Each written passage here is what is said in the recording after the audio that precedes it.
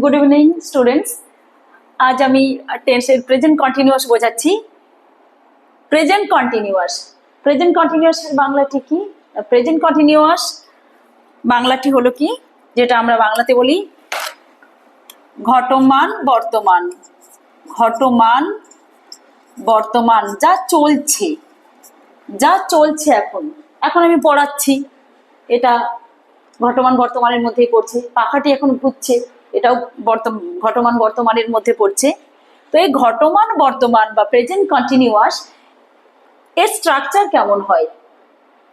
এর স্ট্রাকচারটা কি হবে? প্রথমে না সাবজেক্ট বসাবো, সাবজেক্টের পরে কি বসাবো? সাবজেক্ট বসালাম, কর্তা, একটা সেন্টেন্সে যে কর্তা থাকবে বাক্যের, সে সাবজেক্ট বসালাম।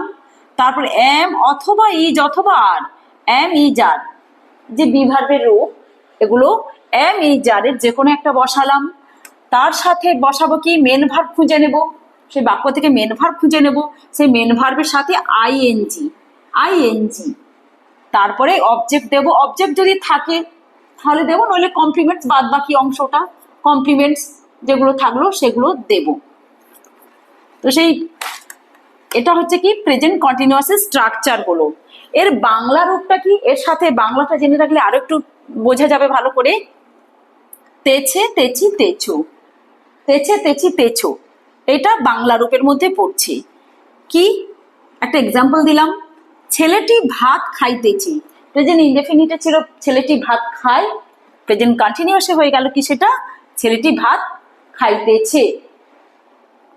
তাহারা বই পড়িতেছে, তাহলে এইটা যদি আমরা ট্রান্সলেশন করি কিভাবে করব?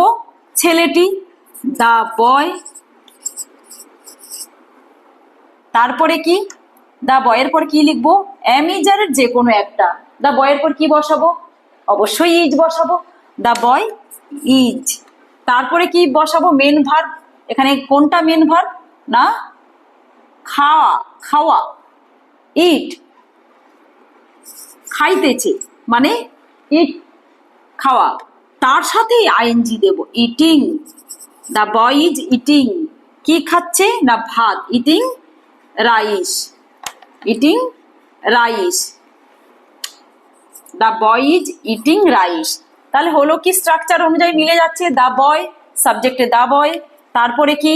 দা বয়ের পরে বসালাম ইজ বসালাম, তারপরে ইটিং বসালাম, মেন ভার্ব ইট, তার সাথে আইএনজি, তারপরে অবজেক্ট আছে, অবজেক্ট দিলাম।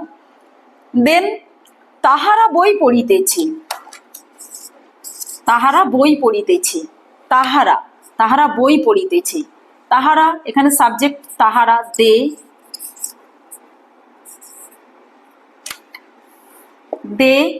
তারপরে কি? দে বসালাম, তারপরে আমি জানি কি বসাবো? এটা অবশ্যই প্লুরাল, তাই দে আর বসালাম। তারপরে কি বসাচ্ছি? পড়া ইংরেজি কি? রিড বসালাম, তার সাথে আইএনজি দিতে বলছি, মেন ভার্বের সাথে আইএনজি। রিডিং, কি পড়ছে? না দে আর রিডিং বুক। হয়ে গেল প্রেজেন্ট কন্টিনিউয়াস। সাবজেক্ট অ্যামিজারের যে কোনো একটি লাগাবো, তারপরে মেন ভার্বের সাথে আইএনজি দিলে, তারপরে যদি কমপ্লিমেন্টস বা অবজেক্ট থেকে থাকে সেটা বসাবো। তাহলে হয়ে গেল দে আর রিডিং বুক। তাহলে প্রেজেন্ট কন্টিনিউয়াস টেন্স আমরা বুঝলাম। আজ এই পর্যন্ত থাক।